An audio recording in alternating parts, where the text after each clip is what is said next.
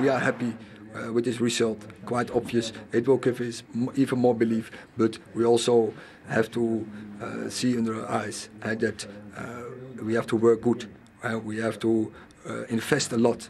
And if we want to be successful, we have to improve much more than we are now. About the first goal, a lot of we talked about offside or not. What's your opinion on it? Rashford is offside. Bruno Fernandes not. Intervened Rashford to distract the keeper and our central defender. This is what it is. So, but we know where we play. There is here stadiums that we know exactly where we play. And for the referees, it's not easy. The first goal is a joke that it's gonna be allowed like this. For me, in that situation, I see Rashford is clearly offside, so I play him on offside, and he runs really till the last second, and he stops. Like when the ball is in front of him, and he's right in front of Eddie to score the goal, and then he stops because Bruno is calling him from behind that he is not in offside. I wouldn't be happy when it was my team as well, and when I concede a goal like this, so I can see the disappointment on the other side. What about this scoring run? 7 in a row and 9 in a row at home, which has equalled a club record that stood for well over half a century. Yeah, it stood for a long time. But yeah, I'm obviously pleased to get on the score sheet again today. So yeah, just look forward to the next game and try and keep scoring. In general, I don't have regrets, so I don't care if we don't win the Carabao Cup, and now I don't care if we don't win the Premier League. We will try, but I don't care. I want a team perform like we performed today. It was quite similar to the many years we have been here. Yeah, it's obviously always a great feeling to score a winning goal in any game, but I think, you know, it being a derby and being at the Stretford end, it makes it a little bit more special. But yeah, it's a tough game. You know, not many teams come back against them because they're so good on the ball. They keep the ball, they pass it around really well. So yeah, it was massive to get the first goal, which Bruno did very well. And then yeah, we just kept trying to put the pressure on and try to nick a goal, and that's what we did. Must care a little bit. Of course he cares. Yeah, Marcus Rashford's fine run of form continues, cracking win for Manchester United. But let's deal with the controversial goal for a start with. Let's have a look at the law. To give us some kind of understanding and context. A player in an offside position at the moment the ball is played is only penalised on becoming involved in active play by preventing an opponent from playing or being able to play the ball by clearly obstructing the opponent's line of vision, or making an obvious action which clearly impacts on the ability of an opponent to play the ball. Now, of course, in times gone by, yes, Ian, we used to have a law where if you're offside, you're offside. If and you were deemed as interfering, where the referees could use a little bit of common sense. Now everything is so meticulous. They've given themselves almost with these laws and the complicated nature of the laws, it's making it so difficult for referees and everyone to know what's onside and what isn't. It is, because when you look at it, when it goes through, and even Akanji, listening to Akanji saying there, he actually stopped to play him offside because he saw that he was running offside. That's what... So, should it have been offside, in your opinion? Yeah, I think it should have been offside. I think once you see here, Akanji now actually...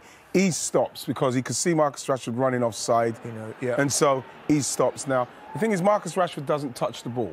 OK, but at the same time... Which is why, obviously, they didn't give it off. Exactly. But then you're looking at Ederson. Ederson's coming out now to try and stop and narrow his angle. Then, all of a sudden, here comes Bruno Fernandes, who's onside. So, you just think is he interfering? It's kind of an unwritten law amongst the refs that says it's not physical contact. Yeah, but he's interfering because...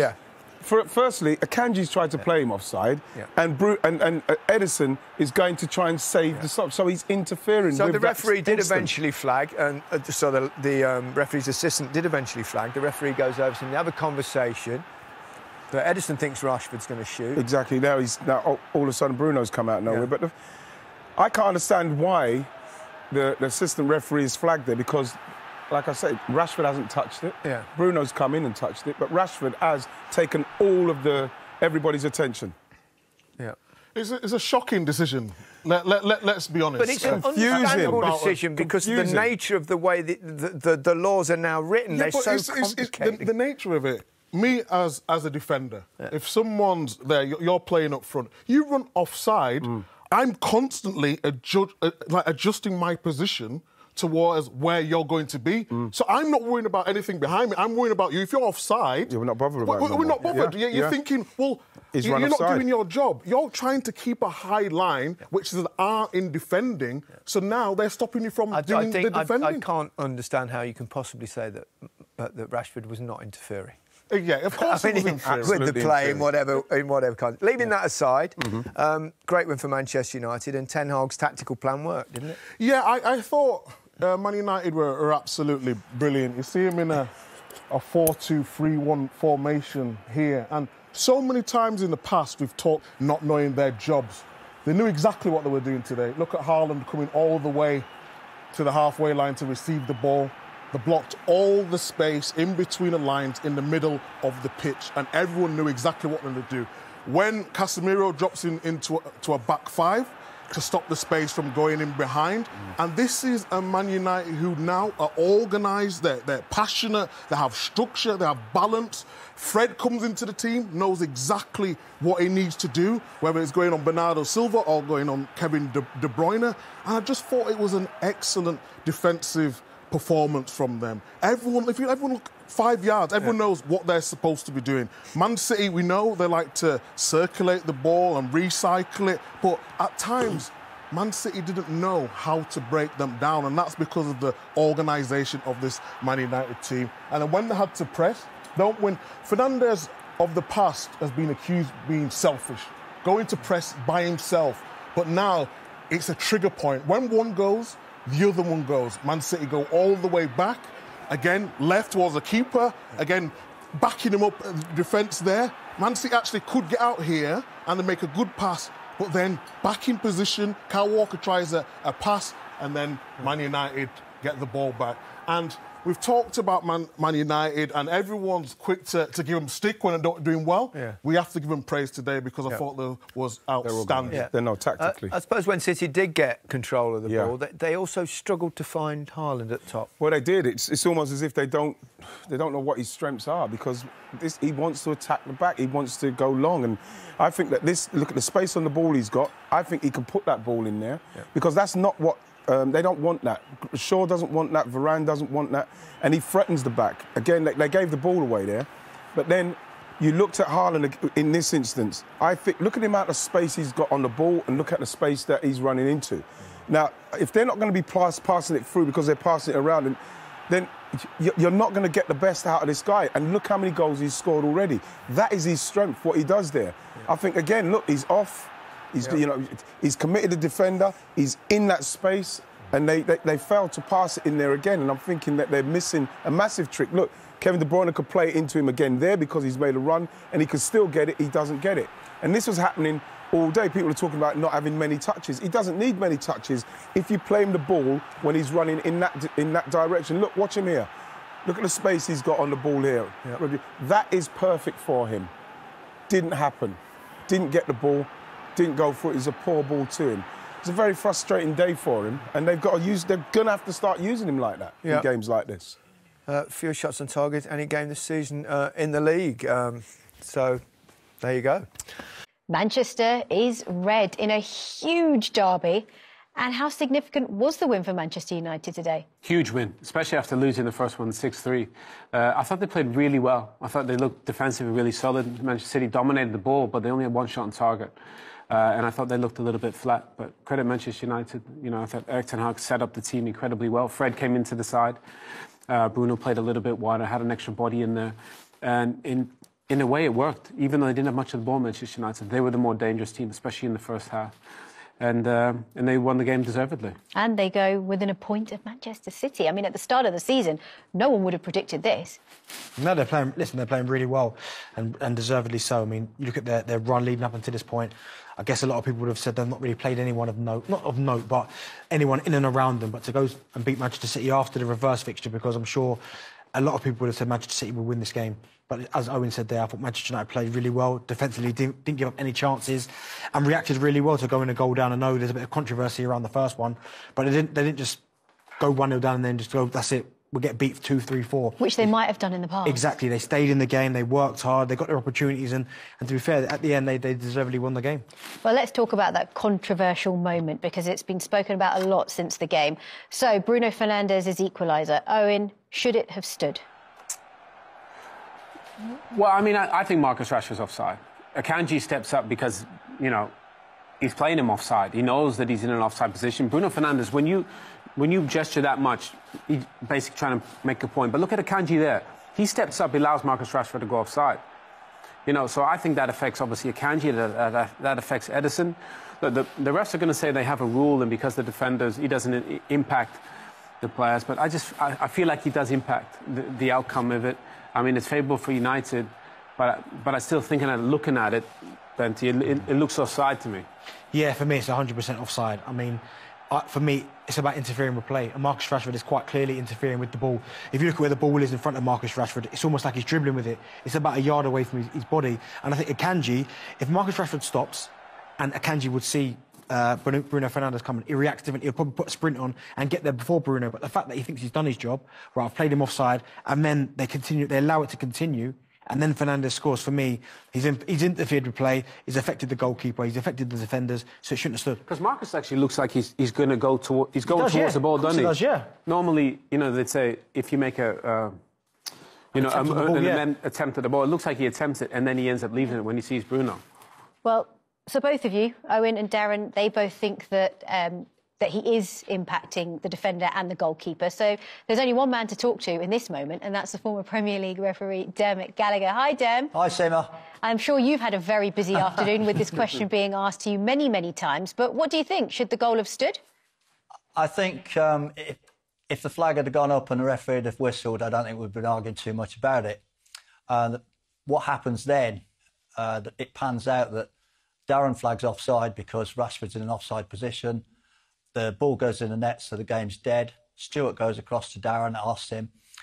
It's interesting, if you see the angle from behind the goal, you'll see what Stewart... See, this effectively is Darren Cann's view. Now, there's no question he's offside, but being in an offside position isn't in itself an offence. The second part that comes is, does he interfere with play? Well, no, he doesn't, because he doesn't play the ball. This is the angle. This is the angle the referee's got.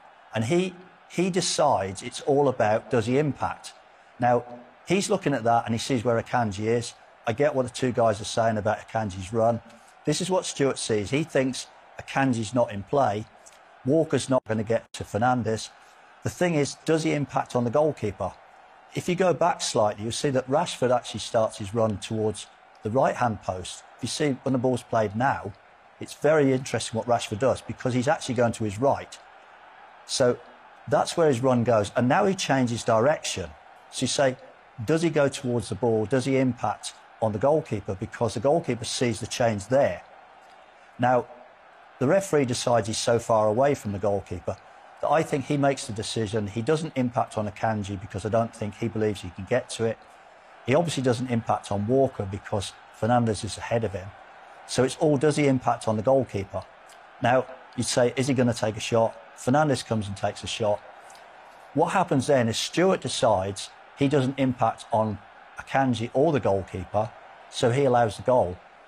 The VAR can't get involved because it's not a factual decision. It's not, is he offside, is he not? It's, is he impacting? It's a subjective decision, and the referee has made that on the field. So therefore, there's no evidence for the VAR to say the referee hasn't gone on what's seen. So therefore, it's the on-field decision. The referee has determined that decision. I mean, if we... Sorry, Dermot, it's just on. If we could rewind that last angle back, Dermot made a really good point, you know, about Marcus Rashford and when the ball kind of runs across him. But if you actually look at Ake, nobody's looked at Ake yet, but Akanji plays offside. I think he affects Akanji. I think he affects Ederson. And watch Ake on this angle. He actually looks over at the linesman thinking...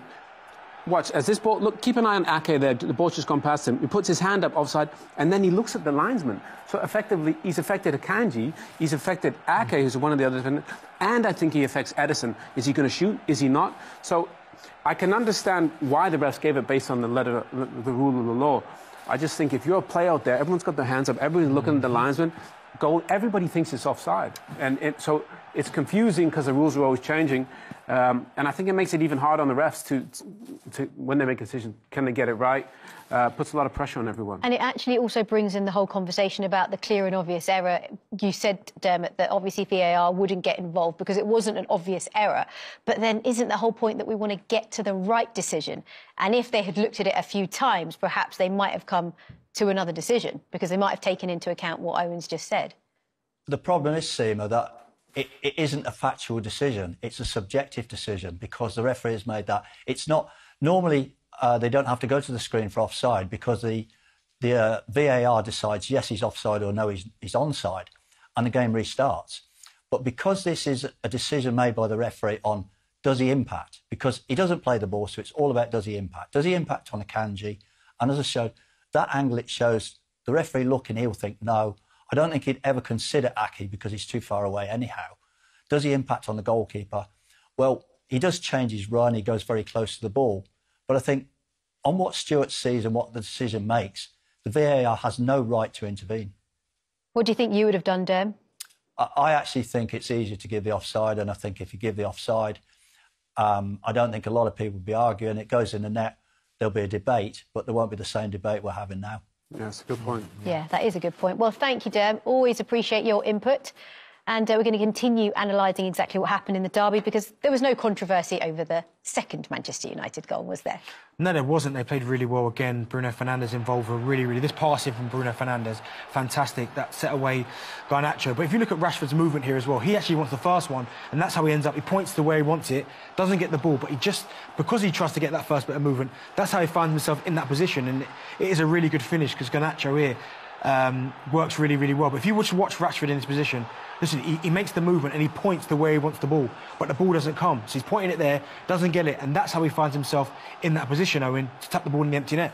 Yeah, I mean, sometimes just you can even score ugly goals, they still count. You know, Yeah. Marcus, I think before he wanted to score pretty goals, you know, smashing the ball, just be there. Garnacho puts in great service. But credit Erik ten Hag, he knew there would be spaces on the counter-attack. He knew City would commit bodies forward, and the counter-attack was on all day. And that new celebration from Marcus, we've seen a lot of that lately there, that one there. Yeah. I think we saw Danny Welbeck do it as well. But he's on fire, Marcus Rashford. And credit to him, you know, he's really bounced back and he's been in brilliant form. How impressed have you been with how this Manchester United side have just turned things around? Yeah, I mean, as I said, he's got them playing, Erik ten Hag, but there's a clear philosophy in the way he wants to play. I mean, he's clearly done his homework, certainly in the game today, where he knew that Manchester City would dominate possession, keep possession of the ball, but he just left Rashford. No, Martial started as well. Up the pitch, using their pace. Every time someone won the ball, it was so evident. The moment it was one pass and bang, in behind, and they caused Manchester City so many problems. So I think Erik ten Hag deserves a lot of credit, but I think the players as well, people like Marcus Rashford, taking the instructions on board and implementing that in the game. I mean, they're on a fantastic run, and as I said, you can't rule them out of the title race now. You really can't, because they're playing as well as anyone. Are they in the title race for you, looking at where they are? Within a point of Manchester City now. Yeah, they're close. But if you look at the goal difference, you know, plus 26 and plus 28 for Arsenal and Man City. So United are way behind in terms of goals scored. And that's one of the only reasons I'd say maybe not. Defensively, they're one of the best teams in the league. Yeah, they're in great form. But, you know, they're there with a shout. I mean, it's Arsenal's to throw away now. I'm with Benty. You know, you still think about Man City and, you know, winning the league so many times. They're the favourites. But United, you know, to be in this position, they're within striking distance. And I think that's all you can ask for right now. Any concerns for Manchester City? A little bit, because you think... Do you know what I mean? They just don't look at the last couple of results. They don't look like they're normal Manchester City. But, again, as I said there, I've got no fears with Manchester City because we've seen them time and time again go toe-to-toe with Liverpool for the last 3 or 4 years, where they're having to win 10 games in a row, 11 games in a row, just to kind of pip Liverpool to a title. So if it becomes a straight shootout, listen, Arsenal are in the mix. They're top of the table. They've got a nice little cushion there. But if it takes going to the stretch and winning games consecutively, Manchester City have been there and done it before. So that's why I give them the edge. 1-0 up, and Bruno Fernandes' goal stood. So, what was the interpretation here? Wow. Well, when I first saw the goal, I must admit, I thought Rashford's not touched the ball, not interfered, so it should be counted. When I watched it again, I'm actually changing my mind. I think he does make a movement towards the ball. I think if you take Rashford out the equation, possibly Ederson, and the two players that are chasing him down all get there before Bruno. I believe that could happen. So he has definitely directly influenced that goal by being offside. And I think, on balance, it's probably an offside decision. Berber? Who knows what the rules are anymore? I mean, we are discussing here a lot of options, and if you ask Sean, he's going to tell you it's offside. Well, we know that. We don't even need to ask that question. Yeah, if you ask... If you're in Marcus Rashford's position there, has he been quite clever? Yeah, of course. In letting Fernandes And I come first thought that Fernandes was yelling at him to leave the ball, but obviously probably that wasn't the case because they asked him just now. But he was clever enough to leave the ball. And in my case, now I'm thinking he's in offside. I can agree with Mo as well, with Sean too. And that decision for the referee to make it straight away, because as Michael said, I looked and I now changed my mind, but the referee needs to react straight away there. Did they look the VAR as well? Because we didn't see anything. Well, let's speak to Dermot Gallagher, because you say you're not sure what the law is and what VAR did. So, Dermot, over to you, my friend. Explain away. What was the process? Oh, massive decision, isn't it, Steve? You look at it, when I first see it, I thought it'd be flagged offside. When you drill down and you listen to what the referee says to the assistant, how they come to it, I can understand their reasoning. What did they say? Well, Darren Can thinks it's offside, doesn't he? He sees Rashford in an offside position. This is what Darren sees. You can see he's quite clearly in an offside position. Well, offside isn't an offence in itself. Stuart Atwell, when he speaks to him, he's got to make up his mind on two aspects. A, does he touch the ball? Well, no, he doesn't. B, does he interfere with an opponent or impact on an opponent? Well, does he impact on Akanji? I'm not sure, because Akanji's always the wrong side of him. Does he impact on Walker? Definitely not, because Fernandes is always going to get there first. The goalkeeper, I'm not sure of. So what happens is Stuart's looking down the barrel. He will know the distance between Akanji and Rashford. He's taken the view that A, he hasn't impacted on play because he hasn't touched the ball. B, he hasn't impacted on an opponent, and he's given a goal. The reason they haven't gone to the screen and the VAR can't intervene is because it's not factual, it's a subjective decision, and the referee must make that decision. So therefore he's made that decision. There's no evidence to say he's wrong for the VAR, therefore goal's given. Dermot, you know the run by Rashford and in the rules. So let's talk about the run. He runs towards the corner flag he's going, and then he makes almost a total change towards the other corner flag. So there's a massive change towards the ball. Does that influence anything if you're running now towards the ball? Watch his run. He's like running towards the corner flag. Yeah. All of a sudden, he makes a change of direction towards the ball. Well, if you can stop it there, if you can stop it there, right, I'll go back slightly. Yeah. Right, if you stop it there, right, he hasn't touched the ball, so he hasn't committed an offence in itself. The only other thing he can do now is, does he impact on a defender? Well, the defender is Akanji. Now, that's the moot point. As it rolls on, if you roll it on for me, Akanji is still not catching. So Rashford there still hasn't committed an offence himself, and that's where Fernandes comes involved. And as I say, Walker's not impacted by him. And that, you look at Stuart Atwell. Stuart Atwell has got that view, as I spoke about earlier, down the barrel, and he sees a distance between Rashford and Akanji, and that's why he makes that decision that he hasn't impacted on, therefore he's decided to give a goal. But there, he doesn't look at Rashford as offside. He can't see that Rashford's offside from his position. So, of course, naturally, he's going to let the ball run. But if he's offside and you chase the ball, surely that's you affecting defenders and goalkeepers' decisions on whether to make a tackle, to come across, or position yourself better. Akanji knows that Rashford is offside, so he's always going to be that offside position. So I don't understand how that's not given. And this is why it's a subjective decision, Sean. This is why I think it's such a massive call, because the referee, as you see it, as I showed in that view, the one behind the goal, if you look at the referee's position, the referee is looking between the players. This is what I talk about down the barrel. So he will be fed by Darren Can. He's in offside position.